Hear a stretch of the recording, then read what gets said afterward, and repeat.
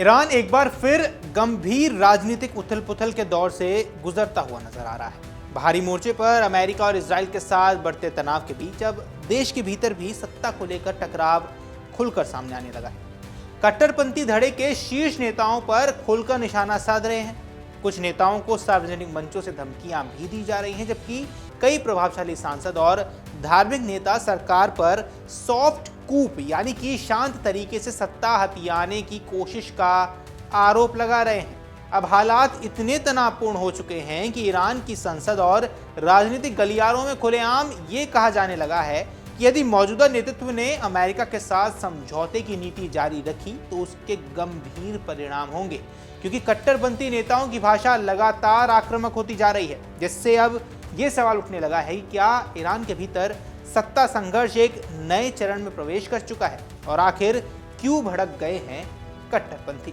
नमस्कार, आप देख रहे हैं अमर उजाला। मैं हूं आपके साथ साहिल सुयाल और इन सभी सवालों के जवाब आज इस वीडियो में मिलने वाले हैं, क्योंकि अब मसूद पेजेश्कियन को एक ऐसी धमकी मिल गई है जिसके कारण चर्चा फिर से ईरान की होनी शुरू हो गई है। रिपोर्ट्स की माने तो अमेरिका के साथ हालिया बातचीत और समझौतों को लेकर ईरान के कट्टरपंथी गुट बेहद नाराज हैं। उनका आरोप है कि सरकार ने देश की क्रांतिकारी विचारधारा से समझौता किया है और संसद सहित कई संवैधानिक संस्थाओं की अनदेखी की जा रही है। कट्टरपंथी नेताओं का कहना है कि अमेरिका के साथ समझौते की प्रक्रिया में उन सिद्धांतों को दरकिनार कर दिया गया जिन पर इस्लामिक गणराज्य की नींव रखी गई थी।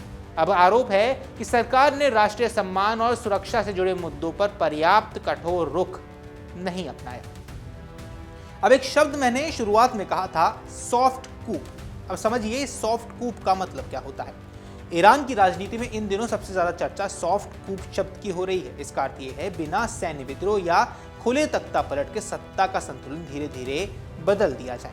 कट्टरपंथी नेताओं का आरोप है कि राष्ट्रपति मसूद पेजेश्कियन, संसद अध्यक्ष मोहम्मद बागेर गलीबाफ और विदेश मंत्री अब्बास अराक्ची जैसे नेता अमेरिका के साथ बातचीत के जरिए देश की पारंपरिक सत्ता संरचना को कमजोर कर रहे हैं। हालांकि सरकार की ओर से इन आरोपों को स्वीकार नहीं किया गया है। अब गला काट देंगे जैसी धमकियों से चिंता भी बढ़ गई है, क्योंकि स्थिति तब और गंभीर हो गई जब कुछ कट्टरपंथी नेताओं और समर्थकों की ओर से बेहद तीखी बयानबाजी सामने आई। रिपोर्ट्स के मुताबिक सरकार के खिलाफ विरोध प्रदर्शन और सभाओं में नेताओं को धमकी दी गई है। कुछ बयानों में यहां तक कहा गया है कि यदि मौजूदा नीतियां नहीं बदली गई तो उनका गला काट दिया जाएगा। यह बयान अपने आप में काफी बड़ा है। विश्लेषकों का मानना है इस तरह की भाषा केवल राजनीतिक विरोध नहीं बल्कि देश के भीतर बढ़ते ध्रुवीकरण की स्थिति को भी दर्शाता है। ऐसी बयानबाजी से यह आशंका है कि राजनीतिक मतभेद कई हिंसक टकराव का रूप ना ले रहे, क्योंकि देखिए एक तरफ तो ईरान अमेरिका के बीच में युद्ध किया गया है, संघर्ष लगातार जारी है। इसी बीच अगर अंदरूनी मतभेद भी शुरू हो जाता है और वहां भी हिंसक टकराव शुरू होते हैं तो कहीं न कहीं ईरान की सत्ता संरचना बिल्कुल हिल सकती है। अब ईरान की राजनीतिक व्यवस्था में सर्वोच्च नेता, राष्ट्रपति, संसद, न्यायपालिका और इस्लामिक रेवोल्यूशनरी गार्ड कॉर्प्स यानी कि IRGC सभी की महत्वपूर्ण भूमिका होती है। लेकिन हाल ही के घटनाक्रम ने इन संस्थानों के बीच शक्ति संतुलन को लेकर नए सवाल खड़े किए हैं। विशेषज्ञ मानते हैं युद्ध, आर्थिक संकट और अंतर्राष्ट्रीय प्रतिबंधों के दबाव के बीच अलग अलग शक्ति केंद्र अपनी भूमिका मजबूत करने की कोशिश करते हुए नजर आ रहे हैं। इसी वजह से राजनीतिक बयानबाजी पहले की तुलना में कई ज्यादा तीखी है। नए सर्वोच्च नेता की भूमिका पर भी सवाल उठे हैं। दरअसल हाल ही के महीनों में ईरान में नेतृत्व परिवर्तन के बाद नए सर्वोच्च नेता मुज्तबा खामेनेई की भूमिका पर भी लगातार चर्चा बनी हुई है। कुछ रिपोर्ट्स में दावा है कि वो सार्वजनिक रूप से बहुत कम दिखाई दिए हैं, जिससे विपक्षी और कट्टरपंथी दोनों तरह की अटकलों की बल मिला है। हालांकि ईरानी सरकारी व्यवस्था की ओर से नए नेतृत्व को लेकर आधिकारिक समर्थन लगातार दोहराया गया है। इसके बावजूद देश के भीतर अलग अलग राजनीतिक गुटों के बीच मतभेद समाप्त होते नहीं दिख रहे हैं। अमेरिका से रिश्ते बने विवाद की जड़ दरअसल ईरान और अमेरिका के बीच वर्षों से तनावपूर्ण संबंध रहे। हालिया बातचीत और युद्ध विराम की कोशिशों को लेकर भी देश के भीतर अलग अलग राय सामने आई है। सरकार का तर्क है कि बातचीत और कूटनीति के जरिए आर्थिक दबाव कम किया जा सकता है तथा क्षेत्रीय तनाव घटाया जा सकता है। दूसरी ओर कट्टरपंथी गुटों का मानना है कि अमेरिका पर भरोसा करना राष्ट्रीय हितों के खिलाफ है और इससे देश की सुरक्षा कमजोर होगी। अभी यही मतभेद राजनीतिक संघर्ष का बड़ा कारण भी बने हैं। ईरानी संसद के कुछ कट्टरपंथी सांसद लगातार सरकार की आलोचना कर रहे हैं। उनका कहना है सरकार संसद को विश्वास में लिए बिना बड़े फैसले कर रही है। कुछ सांसदों ने ये तक आरोप लगाए हैं कि देश की क्रांतिकारी संस्थाओं की भूमिका को सीमित करने की कोशिश हो रही है। हालांकि सरकार समर्थक नेताओं का कहना है कि वर्तमान हालात में कूटनीतिक प्रयास देश की जरूरत है और अंतर्राष्ट्रीय दबाव को कम करने के लिए संवाद आवश्यक है। तो ऐसे में उठता है सबसे बड़ा सवाल, क्या तख्ता पलट की यहां आशंका है? विशेषज्ञ मानते हैं कि फिलहाल ईरान की सैन्य तख्ता पलट जैसी स्थिति की पुष्टि नहीं की जा सकती।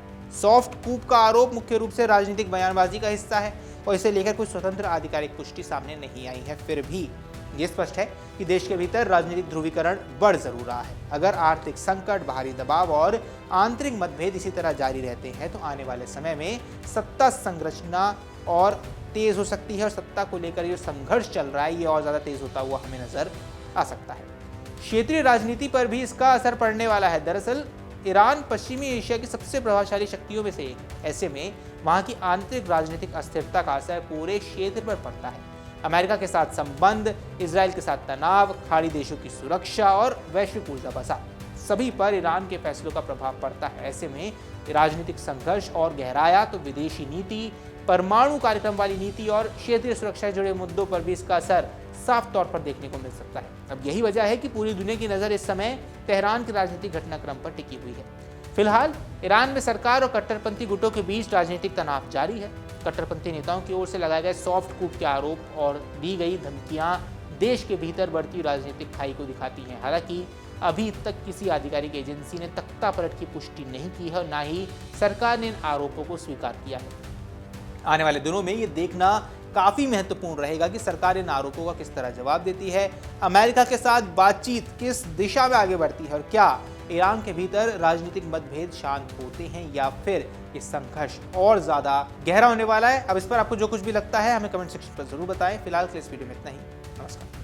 अगर आप ये वीडियो YouTube पर देख रहे हैं तो हमारे चैनल को सब्सक्राइब कर बेल आइकन दबाएं और Facebook पर देख रहे हैं तो हमारे पेज को लाइक करें।